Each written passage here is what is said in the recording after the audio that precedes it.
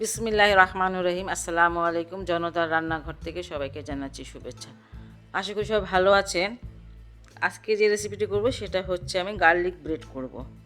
সেই জন্য এখানে আমি একটা বড় দেখে গার্লিক নিয়ে নিয়েছি।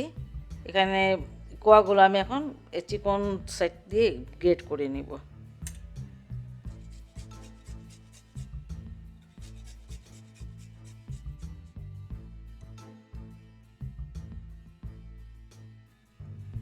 গার্লিকগুলো আমি গ্রেট করে নিয়েছি। এখানে আমি 50 গ্রাম বাটার নিয়ে নিয়েছি, আর এই গার্লিকগুলো বাটারে দিয়ে দিচ্ছি। এখানে ধনে পাতা আছে কিছুটা,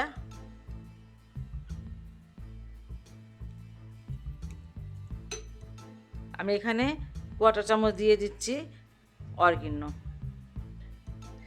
এখানে আমি আধা চামচ দিয়ে দিচ্ছি ব্ল্যাক পেপার।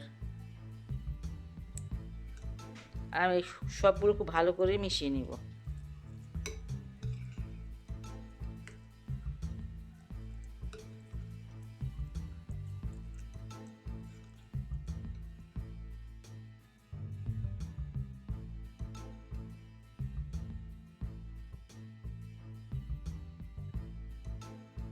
বাটার আর গার্লিক সব কিছু আমি খুব ভালো করে মিশিয়ে নিয়েছি। এবার আমি এটা একটু সরিয়ে রাখছি, আর এই যে ব্রেডগুলো এটার মধ্যে আমি এটা লাগিয়ে দেব।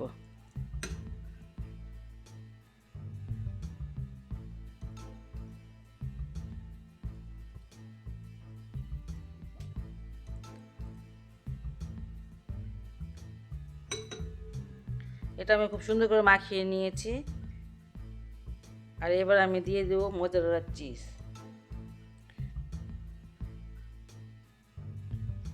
এইভাবে করে আমি অন্যগুলো করে নিব, তারপরে ভাজতে চলে যাব।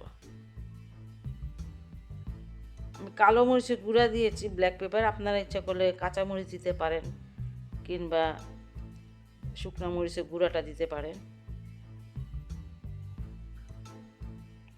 আবার কেউ যদি ঝালটা না খেতে চান, নাও দিতে পারেন, সমস্যা নেই।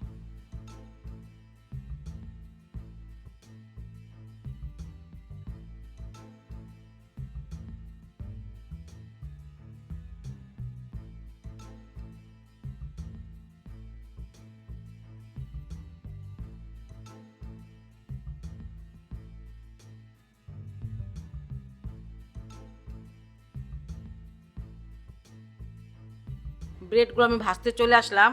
চুলায় একটা ফ্রাই প্যান দিয়েছি, আঁচটা একদম কমে রেখেছি। এই ভাজতে দিয়ে দিব। দুটার বেশি আটবে না এটার মধ্যে। এখন একটু ঢেকে দিচ্ছি। আঁচটা কিন্তু কম রাখবেন, আঁচটা কিছু বাড়িয়ে দেবেন না, তাহলে কিন্তু নিচ থেকে পুড়ে যাবে। 5 মিনিট পর আমি আসলাম। আঁচটা খুব কমে রেখেছি, একদম লো আর মিডিয়ামের মাঝামাঝি। এখন আমি এটা উল্টিয়ে দিব। এই দেখেন যে কালারটা কত সুন্দর হয়েছে।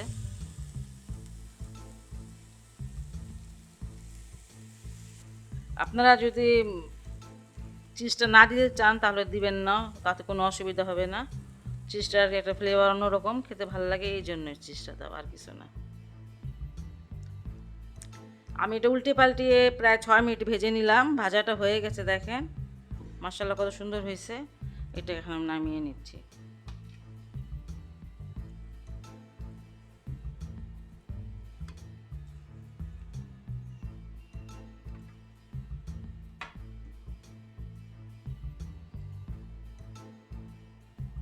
এটাও আমি ওগুলোর মতন করে ভেজে নিব। রেসিপিটি আমার হয়ে গেল। এই রেসিপিটি আপনাদের যদি ভালো লাগে তাহলে অবশ্যই অবশ্যই বাসায় ট্রাই করবেন, এবং আমার চ্যানেলকে লাইক, কমেন্ট এবং সাবস্ক্রাইব করবেন। সে সবাই ভালো থাকুন, সুস্থ থাকুন এবং নিরাপদে থাকুন। আল্লাহ হাফেজ।